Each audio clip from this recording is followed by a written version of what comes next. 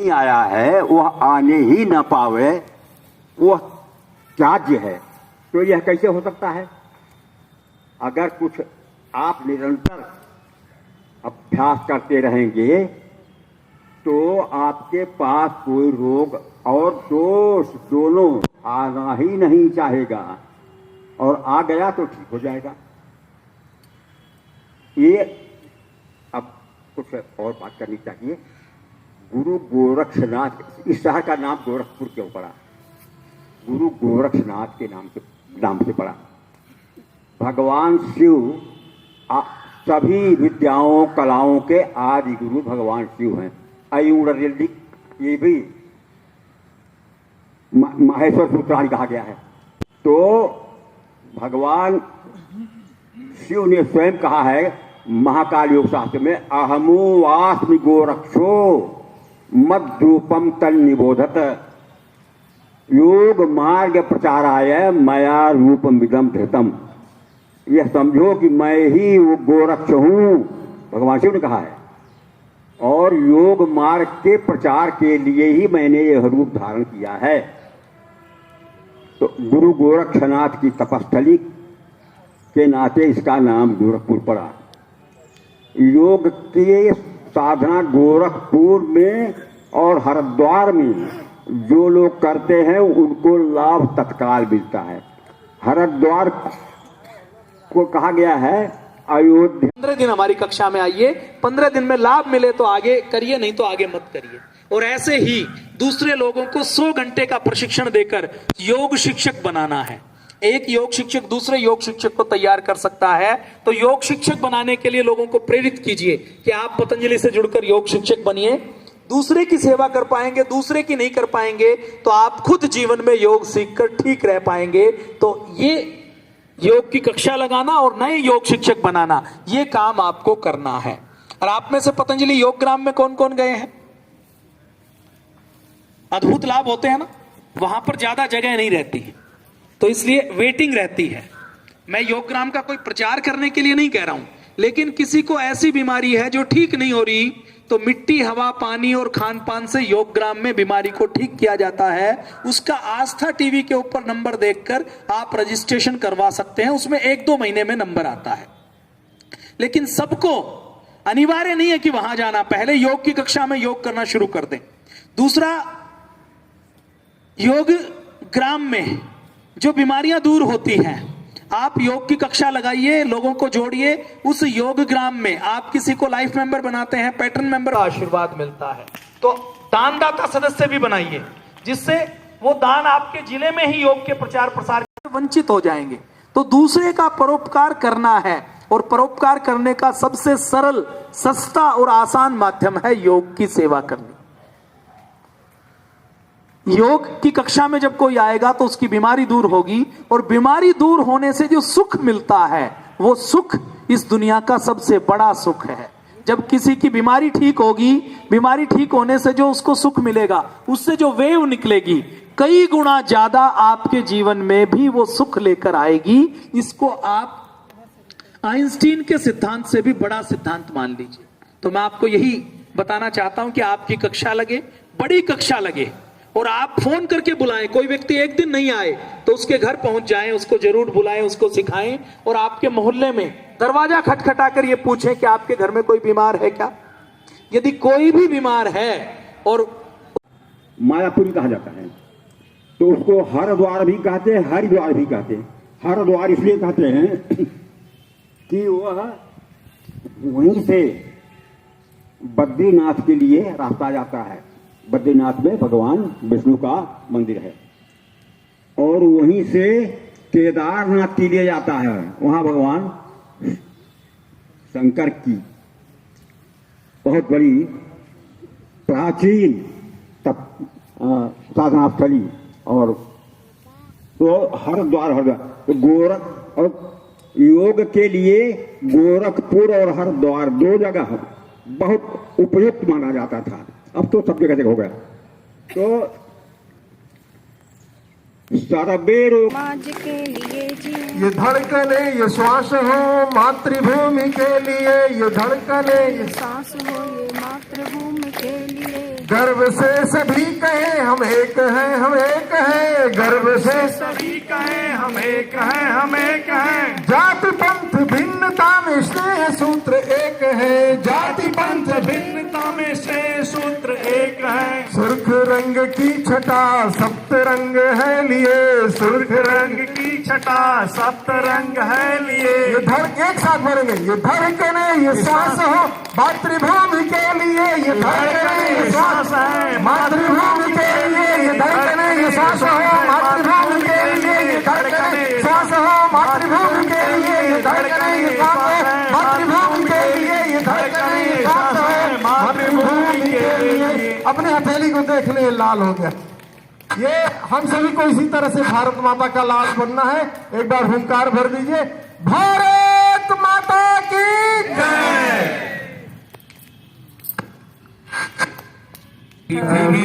शांत्यापः शांत्योषधयः शांतिः वनस्पतयः शांतिः विश्वे देवाः शांतिः ब्रह्म शांतिः सर्वं शांतिः शांतिरेव शांतिः सामा शांतिरेधि। ओम शांतिः शांतिः शांतिः। 2 मिनट का मौन उन देश के सपूतों के लिए। खड़े हो जाएंगे अपनी जगह पर, मन में ओम का स्मरण करते हुए।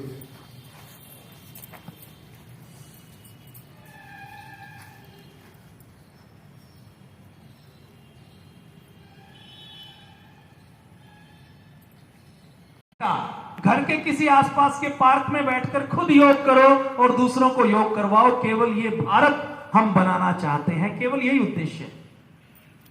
जी बताइए। मेरा नाम डॉक्टर शिवचंद्र गौड़ है। हम फिलॉसफी से पीएचडी किए हैं। 2002 में हमारी अवार्ड है। हम 1999 में गोरखपुर यूनिवर्सिटी से पीजी करके फिलॉसफी से सिविल सर्विस के लिए तैयारी करने के लिए इलाहाबाद गए और वहाँ का पानी हमको सूट नहीं करता था। जैसे एक गिलास पानी पीते थे, पीने के तुरंत बाद कम से कम 20-25 छींक आती थी। उसके बाद कंटिन्यू नाक से पानी बहता था। मैं वो करता रहा, पढ़ता रहा। एक समय ऐसा आ गया कि तौलिया आगे रख देता था और नाक चूता रहता था और पढ़ती रहती। उसके बावजूद भी मैं रुका नहीं, चलता रहा। लेकिन एक समय ऐसा आ गया, 1995 मेंस दे रहे थे। उस समय इतनी तबीयत खराब हो गई कि सीढ़ी पर हम नहीं चढ़ पा रहे थे, सांस हमारी फूल रही थी। डॉक्टर के पास गए, हमके जान बचाना जरूरी है, मेंस देना जरूरी नहीं है, पहले अस्तित्व रहेगा तभी कुछ कर पाएंगे। फिर हम तेज गति से कीजिए।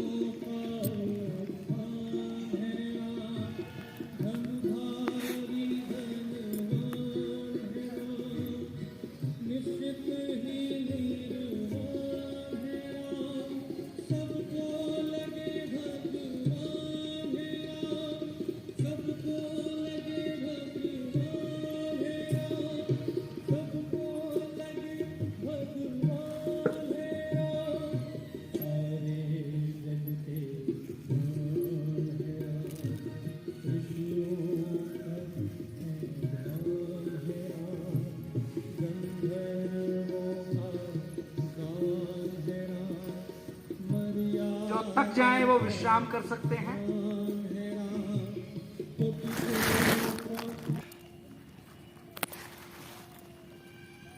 दोनों पैर से कर लीजिए।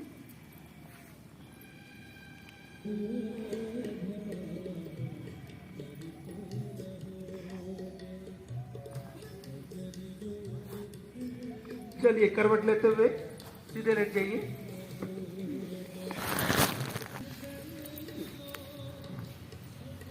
साइकिलिंग कर लीजिए एक बार, तेज गति से करिए।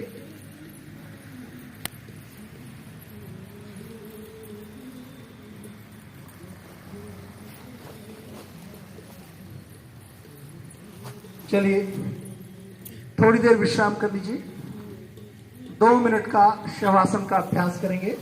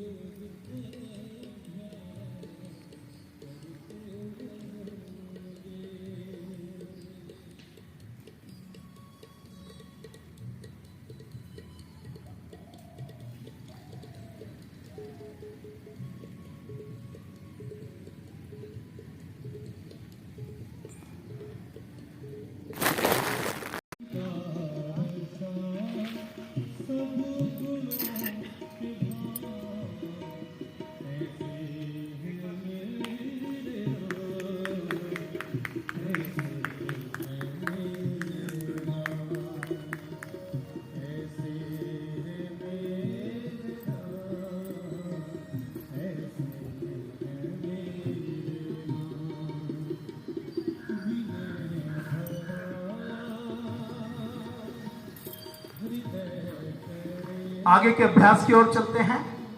लेटकर करने वाले कुछ अभ्यास करें। लेट सकते हैं सर? चलिए लेट जाइए, पेट के बल लेट जाइए। केंद्रीय प्रभारी जी हम लोग भी जा चुके हैं। गोरखपुर की धरती की तरफ से सभी सांसदों की तरफ से आपको सादर प्रणाम हो। अब इसी के साथ ही मैं आदरणीय भ्राता जी से प्रार्थना करूंगा, पूर्वी उत्तर प्रदेश की तरफ से, गोरखपुर की तरफ से सबका निवेदन बार बार आ रहा है कि भ्राता जी जिसका बहुत समय से जो है कि इंतजार हो रहा है, मैं सीधे भ्राता जी के पास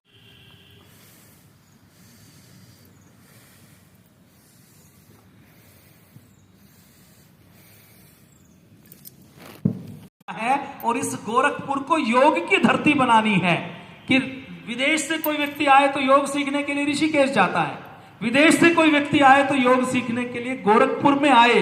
ऐसा काम हमें करना है। अभी नहीं होगा तो 20 साल बाद होगा, तो 20 डालने शुरू कीजिए। उसका पहला काम क्या है? आपको अधिक से अधिक योग की कक्षाएं लगानी है। योग की कक्षाएं लगाकर योग के काम को बढ़ाना है।